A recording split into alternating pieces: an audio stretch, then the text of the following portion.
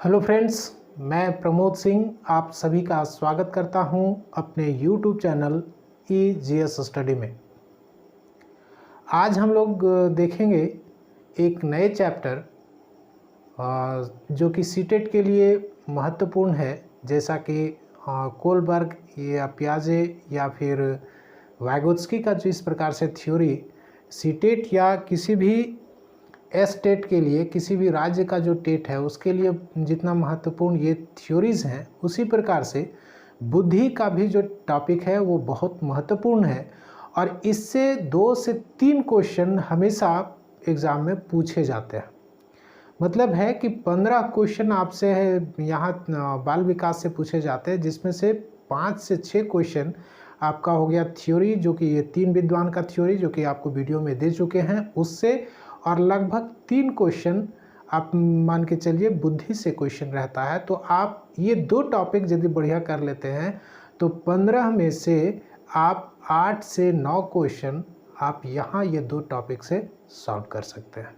इसीलिए इस टॉपिक को ध्यान से समझिएगा, और ये टॉपिक हो सकता है 2-3 पार्ट में आए क्योंकि कुछ लंबा भी है, तो ध्यान से देखिएगा। हर एक टॉपिक का आपका 2 से 3 क्वेश्चन आसानी से सॉल्व हो जाएगा। आइए देखते हैं इस टॉपिक को। टॉपिक का नाम है बुद्धि, अंग्रेजी में कहें तो इंटेलिजेंस।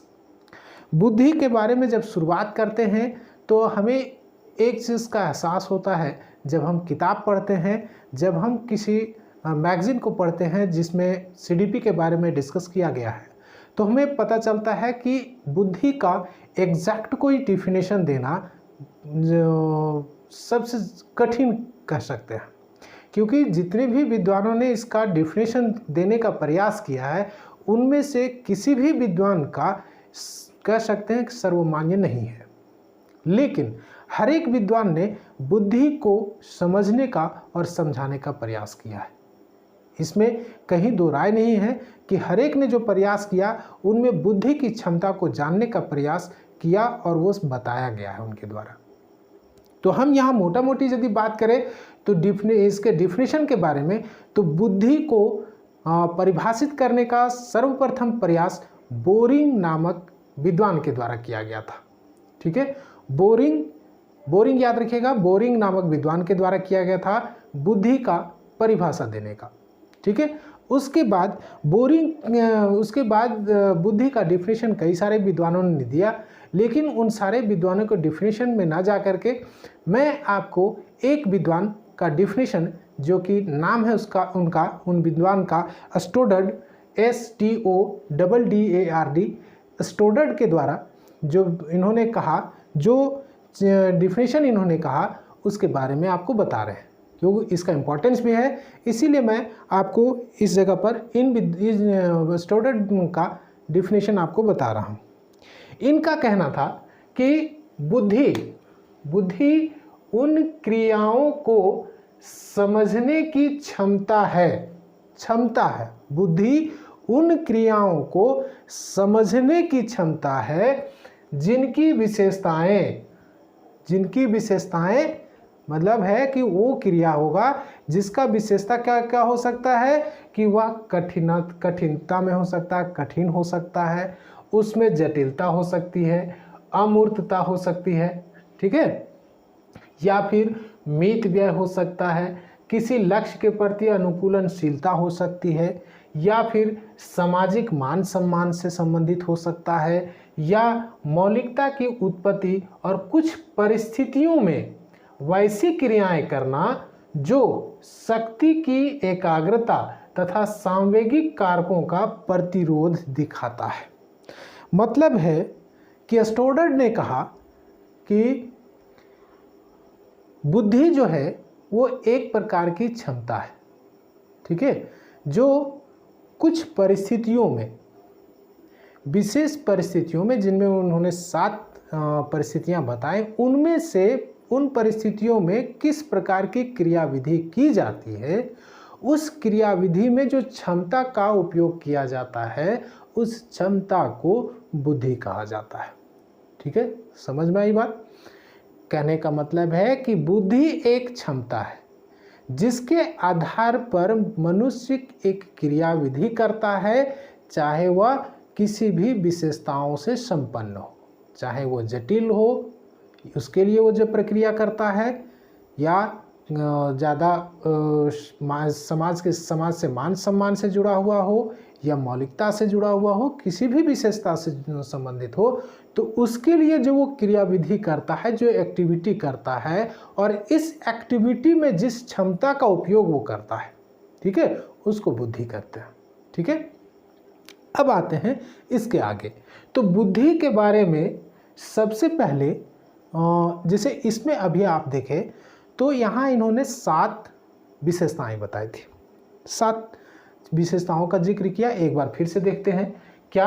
तो कठिनता, ठीक है, उसके बाद जटिलता, अमूर्तता, उसके बाद मित व्यय, उसके बाद है किसी लक्ष्य के प्रति अनुकूलनशीलता, उसके बाद है सामाजिक मान, और 7वां है मौलिकता के प्रति उसका मौलिकता की उत्पत्ति।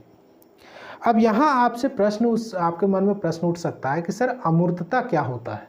ठीक है, अमूर्तता कहा जाता है एब्स्ट्रैक्ट चीज़ों को, मतलब कि जिसको हम देख नहीं सकते, महसूस कर सकते हैं। ठीक है, अमूर्त के लिए जैसे हो गया क्रोध हुआ, घृणा हुआ, खुशी हुआ, ये सांवेगिक चीज़ें हुई। लेकिन कुछ ऐसी भी चीज़ें हैं जिनको हम एहसास करते हैं। ठीक है, उन एहसास करने वाली चीज़ों को अमूर्त जो है, कई बार ऐसा होता है कि हमारे पास कुछ ऐसी परिस्थितियां आती हैं जिनको हम देख नहीं सकते, लेकिन फिर भी हमें उन परिस्थितियों से पार पाना होता है। तब उस समय जिस क्षमता का हम उपयोग करते हैं उसको कहा जाता है अमूर्त बुद्धि। ठीक है, अब यहाँ इन्होंने जो कहा, इसी को मानते हुए विद्वान का नाम है थर्स्टन। ठीक है, विद्वान का नाम है थर्स्टन। थर्स्टन ने कहा कि बुद्धि में ऐसी कुल 7 क्षमताएं होती हैं। ठीक है, बुद्धि में ऐसी कुल 7 क्षमताएं होती हैं। लेकिन चूंकि आपको पहले के वीडियो में भी मैं शुरू से ही बताते आ रहा हूँ कि CDP यानी कि चाइल्ड डेवलपमेंट और पेडागॉगी, या कहें फिर शिक्षा मनोविज्ञान या मनोविज्ञान, यह एक ऐसा टॉपिक है जो कि अभी भी प्रोग्रेसिव वे में है, अभी भी इसका विकास चल रहा है। तो इस परिस्थिति में यहाँ इस टॉपिक से जुड़े हुए यानी कि मनोविज्ञान से जुड़े हुए हर रोज़ रिसर्च होते हैं और उसका रिजल्ट हर रोज़ जुड़ता है। इसके कारण से एक डिफिनिट चीज़ बताना, डिफिनिट कहानी बताना, डिफिनिट थ्योरीज बताना बड़ा मुश्किल हो। तो यहाँ जो इसी बारे में आपको हम चूँकि ये चीज़ क्यों कहे, तो थर्स्टन ने कहा कि 7 विशेषताएं, ऐसी 7 विशेषताएं होती हैं। लेकिन 1960s के दशक में एक विद्वान का नाम था गिलफोर्ड। ठीक है, गिलफोर्ड ने लगभग 150 ऐसी क्षमताओं के बारे में डिस्कस किया, अपने अध्ययन में बताया। ठीक है, गिलफोर्ड ने लगभग 150, जबकि थर्स्टन ने केवल 7 के बारे में बताया था। तो इसका मतलब है कि बुद्धि के जानने के लिए आप कई सारे ऐसी विशेषताएं हैं जो बताती हैं कि बुद्धि कितना है या क्या है। ठीक है, यहाँ एक सेंटेंस में यदि कहें तो बुद्धि एक प्रकार की कैपेसिटी है, क्षमता है। ठीक है, अब यहाँ आगे देखते हैं तो बर्नन नामक एक विद्वान थे जिन्होंने बुद्धि को समझाने का प्रयास किया, और इसके लिए उन्होंने बुद्धि के अर्थ को 3 तरीके में लिया, जिसका अनुसरण आज भी किया जा रहा है। कई सारे विद्वान इसको सपोर्ट भी किए हैं। बर्नन के द्वारा जो अर्थ बताया गया बुद्धि को कैसे जानेंगे, उसके लिए 3 अर्थों में इसका उपयोग किया, और इस 3 अर्थों में जो प्रयोग किया उसमें पहला अर्थ था, क्या था? वह था जननिक क्षमता के रूप में बुद्धि। अब जननिक क्षमता के रूप में यदि हिंदी का शब्द यूज करें तो जननी मतलब होता है माता। ठीक है, इसका मतलब यदि आप हिंदी वर्ड से यदि याद करते हैं तो माता कहने का मतलब हुआ कि वंश के आधार पर जो क्षमता हमारे अंदर आती है, वंशानुक्रम रूप में पूर्वजों के से जो हमारे अंदर में जीन के द्वारा हमारे अंदर में एक क्षमता आती है, वह क्षमता बुद्धि कहलाती है। ठीक है, कौन, किनके अनुसार से? तो वर्णन के अनुसार से। ठीक है, इस बुद्धि को, इस प्रकार की बुद्धि को अंग्रेजी में क्या कहा जाता है ये समझिए। Intelligence as genetic capacity. Intelligence as genetic capacity. Genetic यानी कि जीन के द्वारा, पूर्वजों के द्वारा जो हमारे अंदर क्षमता आती है वह कहलाएगी बुद्धि। किसके द्वारा? वर्णन के द्वारा। अब इस तरीके को एक वर्ड दिया गया जिसका नाम रखा गया जीनोटाइप। ठीक है, जीनोटाइप। जीनोटाइप आप दो तरीके से लिख सकते हैं। Genotype GENOTYPIC, genotypic intelligence. ठीक है, इस प्रकार के बुद्धि को जीनोटाइपिक इंटेलिजेंस कहा गया। ठीक है, उसके बाद दूसरा जो बुद्धि है, दूसरे प्रकार, जो दूसरे अर्थ में जो वर्णन महोदय ने कहा वह था प्रेक्षित व्यवहार के रूप में बुद्धि। प्रेक्षित व्यवहार के रूप में बुद्धि मतलब है कि देख करके व्यवहार में लाया गया बुद्धि। यानी कि जब कोई भी व्यक्ति जब देखता है और देखने के बाद उसको कुछ चीज़ें समझ में आती हैं और वहाँ वो चिंतन करते हुए उस चीज़ को समझता है और उसको अपने किसी भी परिस्थिति को झेलने में उसका उपयोग करता है, उस जो सीखा गया चीज़ है, तो उसको कहा जाता है प्रेक्षित व्यवहार। ठीक है, इसका अंग्रेजी में यदि नाम देखें तो intelligence as observed behaviour. Intelligence as observed behaviour. ठीक है, यानी कि इंटेलिजेंस किस प्रकार का? तो ऑब्जर्व करते हुए, बिहेवियर को ऑब्जर्व करते हुए अपने आप में उस परिस्थिति, किसी भी परिस्थिति को पार पाने के लिए उसका उपयोग करने की क्षमता। ठीक है, इसको कहा जाता है फेनोटाइपिक। ध्यान में रखिएगा जो वर्ड हम आपको बताते जा रहे हैं, फेनोटाइपिक, PHENOTYPIC। नाम जो टर्म है उसको याद रखिएगा। फेनोटाइपिक कौन हुआ? तो प्रेक्षित व्यवहार का, प्रेक्षित व्यवहार के रूप में जो बुद्धि है उसको फेनोटाइपिक इंटेलिजेंस भी कहा जाता है। ठीक है, इसको आप समाज से जोड़ सकते हैं, इसको आप सामाजिक बुद्धि भी कह सकते हैं। ठीक है, तीसरा जो हुआ वो है इंटेलिजेंस एज अ स्कोर। ठीक है, intelligence as a test score, sorry, intelligence as a test score. इसका हिंदी यदि कहें तो परीक्षण प्राप्तांक के रूप में बुद्धि। ठीक है, नाम से ही आपको पता चल रहा होगा कि परीक्षण प्राप्तांक के आधार पर टेस्ट किया जा रहा है, उसके अनुसार से जो स्कोर आता है उसके आधार पर हम कहते हैं कि इसकी बुद्धि इस प्रकार से है।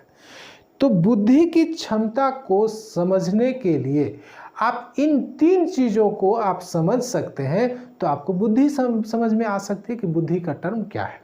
ठीक है, ध्यान में रखिएगा कि पहला जो है वो वंशानुक्रम से संबंधित है, दूसरा सामाजिक से संबंधित है और तीसरा जो है वो एजुकेशन कह सकते हैं कि एजुकेशन से संबंधित है।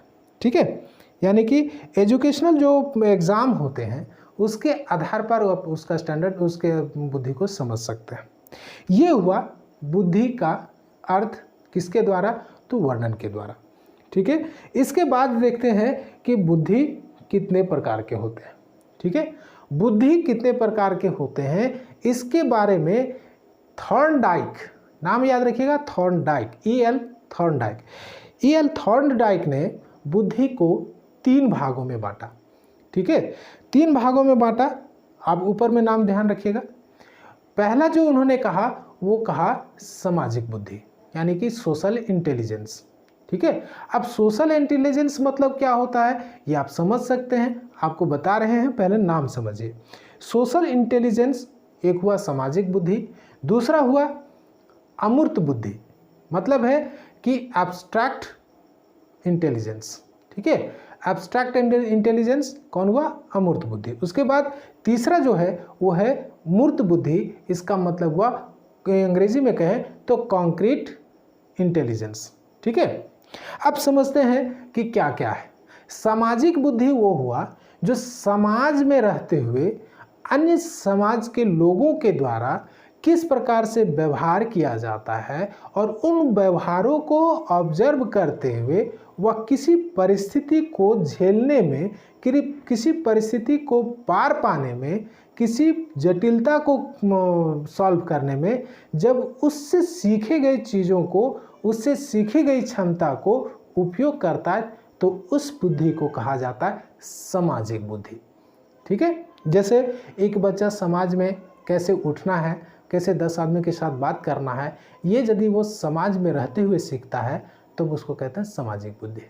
ठीक है, अब इसको समझते हैं। इस बुद्धि को पहली बुद्धि यानी कि इंटेलिजेंस ए कहा जाता है, ए प्रकार की इंटेलिजेंस। ठीक है, उसके बाद समझते हैं दूसरा अमूर्त बुद्धि। अमूर्त बुद्धि मतलब हुआ ऐसे बुद्धि कि समझ, इसको आप एक कह सकते हैं अमूर्त बुद्धि मतलब चिंतन करना, चिंता नहीं, चिंतन करना। जब जो चीज़ें उसको नहीं दिखाई दे रही हैं, लेकिन उन चीज़ों को ना दिखाई देते हुए भी उसके बारे में चिंतन करता है और उस चिंतन के द्वारा जब वो उस क्षमता को पाता है जिससे वह उन अमूर्त चीज़ों को पार पा लेता है, अमूर्त चीज़ों के परिस्थितियों से वो पार पा लेता है, तो उस प्रकार की क्षमता को कहा जाता है अमूर्त बुद्धि। ठीक है, इसको इंटेलिजेंस बी माना जाता है। ठीक है, आगे आते हैं मूर्त बुद्धि। मूर्त बुद्धि मतलब हुआ कि ठोस चीज़ों से देख करके या ठोस चीज़ों से जो क्षमता आती है आपको परिस्थितियों को पार करने में, वो कहलाई आपको ठोस यानी कि कॉन्क्रीट या फिर मूर्त बुद्धि। ठीक है, ये हुआ आपका टाइप्स। अब आते हैं नेक्स्ट इससे आगे में हम देखेंगे कि मनोवैज्ञानिक इसको कैसे लेते हैं। यहाँ तक जो हम लोग देखें, बुद्धि का डिफिनेशन हो, बुद्धि का टाइप्स हो, इन सभी चीज़ों का मनोवैज्ञानिक जो है वो बहुत कम यूज़ करते हैं। ठीक है, जैसे अभी हमारे पास हम लोग टीचिंग से जुड़े हुए हैं, यदि टीचिंग के लिए हम इस चीज़ का प्रयोग करते हैं तो हम डिफिनेशन से हमें मतलब नहीं होती कि बुद्धि का डिफिनेशन क्या है, बुद्धि का प्रकार कौन है। हमें ध्यान क्या रहता है वो आगे आएगा। ठीक है, कौन सा टर्म हम यूज़ करते हैं। तो मनोवैज्ञानिक ने बुद्धि के लिए 2 टर्म का यूज़ किया, एक था मानसिक बुद्धि और दूसरा वास्तविक। ठीक है, अब इसके लिए क्या किया उन्होंने, 2 टर्म, वास्तविक बुद्धि नहीं कहें, उन्होंने 2 टर्म का यूज़ किया, एक था वास्तविक आयु और दूसरा मानसिक आयु। ठीक है, वास्तविक आयु जिसको कि तैथिक यानी तिथि से जुड़ा हुआ तैथिक आयु, जिसका अंग्रेजी कह सकते हैं क्रोनोलॉजिकल एज। ठीक है, क्रोनोलॉजिकल एज को कहा जाता है वास्तविक आयु। अब ये तैथिक आयु या क्रोनोलॉजिकल एज क्या है ये समझिए। क्रोनोलॉजिकल एज हुआ जन्म से लेकर के आज की तिथि तक का जो आयु हुआ उसको क्रोनोलॉजिकल एज या तैथिक आयु या वास्तविक आयु कहा जाता है। ठीक है, इसके बाद दूसरा जो टर्म मनोवैज्ञानिक यूज करते हैं वो है मानसिक आयु। मानसिक आयु हुआ कि ऐसा क्षमता जो वास्तविक आयु से भिन्न हो सकता है। जैसे एक 10 साल का या 12 साल का बच्चा को लेते हैं। 12 साल का बच्चा अपने अपने उम्र के ही लोगों के द्वारा जो परिस्थितियां आती हैं उन परिस्थितियों को जब पार कर लेता है तो जनरल हुआ, सामान्य हुआ उसकी मानसिक आयु। 12 वर्ष का एज है वास्तविक आयु, तो 12 वर्ष के चीज़ों को वो सॉल्व कर रहा है तो उसकी मानसिक आयु भी 12 वर्ष हुआ। लेकिन 12 वर्ष का होने के बाद वह 14 साल या 15 साल के आयु वर्ग में जो बच्चे झेलते हैं या जो परिस्थितियां वो सॉल्व करते हैं, जो प्रॉब्लम वो सॉल्व करते हैं, उन प्रॉब्लमों को यदि वो 12 वर्ष की उम्र में यदि सॉल्व कर लेता है तो उसकी मानसिक आयु 15 साल होगी, जबकि वास्तविक आयु 12 साल होगी। ठीक है।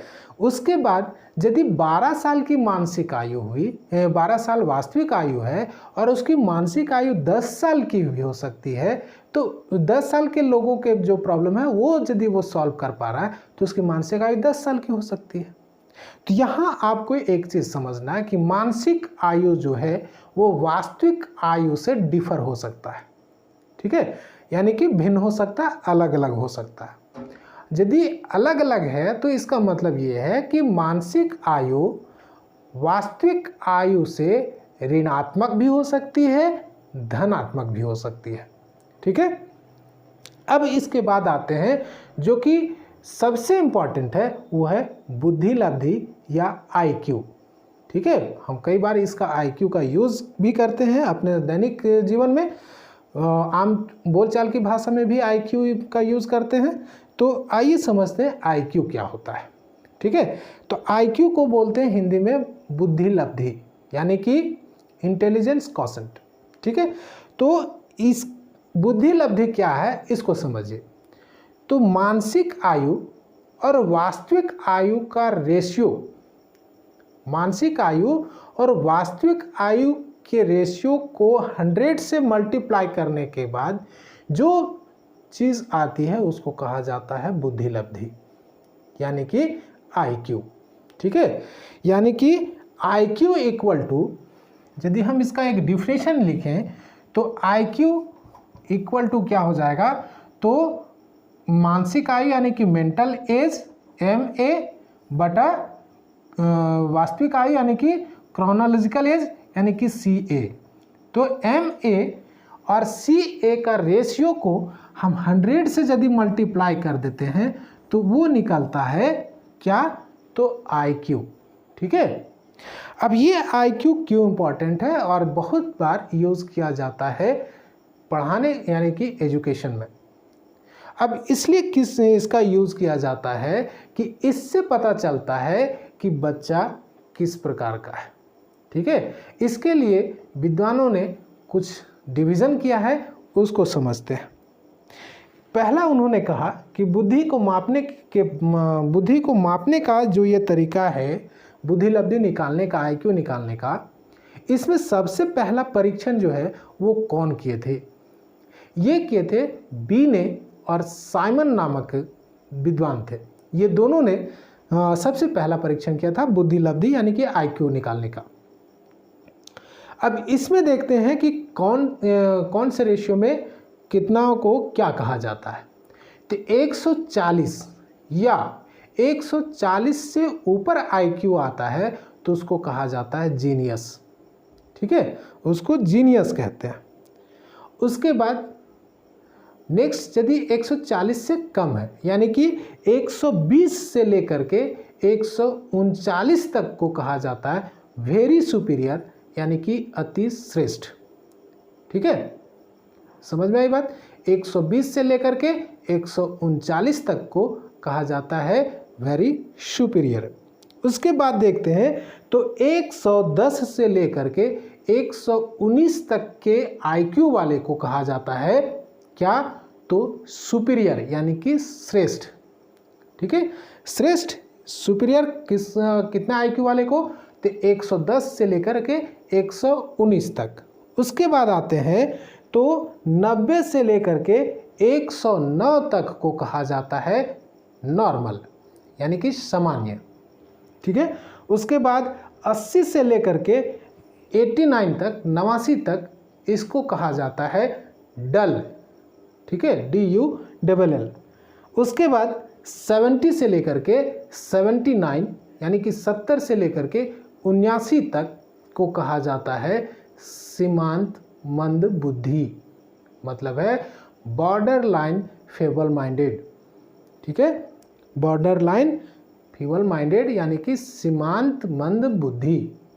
उसके बाद यदि आते हैं नेक्स्ट में तो 60 to 69 IQ वाले को, 60 से 69 तक के IQ वाले को कहा जाता है मूढ़ बुद्धि, ठीक है। उसके बाद आते हैं 20 से लेकर के 59 20 to 59 इसको कहा जाता है हीन बुद्धि ठीक है। अंग्रेजी में इसको कहें तो 60 to 69 को कहा जाता है मॉरन, उसके बाद 20 to 59 को कहा जाता है इम्बेसाइल, और 20 या 20 से कम को कहा जाता है क्या, इडियट। 3 इडियट बोलने जा रहे थे, इडियट। 3 आदमी रहेगा तब ना वैसा, तो उसको 3 इडियट बोलेंगे। यदि 20 या 20 से कम हो तो उसको कहेंगे इडियट, ठीक है। चलिए आज हम लोग यहीं इस वीडियो को यहीं तक में स्टॉप करते हैं। इसके बाद आगे डिस्कस करेंगे, क्योंकि ये ज़रा सा लंबा टॉपिक है, तो मिलेंगे अगले टॉपिक में और डिस्कस करेंगे इसके रेस्ट पार्ट को, ठीक है। आप सभी को धन्यवाद। Thank you for watching.